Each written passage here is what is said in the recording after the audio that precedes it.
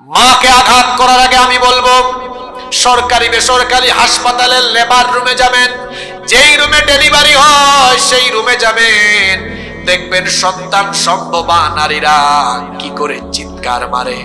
এক একটা চিৎকারে মনে হয় আসমান জমিন তখন ভারী হয়ে ওঠে। আর এই চিৎকার গুলো শুনলে পরে মনে হয় আমার মা আমাকে জন্ম দিতে গিয়ে না জানি তিনি কত কষ্ট সহ্য করেছেন।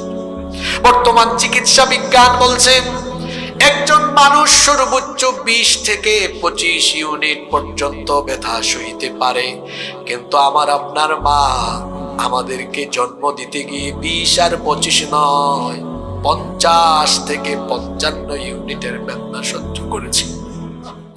শরীরের হাড় ভাঙলেও হয়তো এত যন্ত্রণা হয় না। আমার আপনার মা এমন যন্ত্রণা এমন কষ্ট সহ্য করেছেন।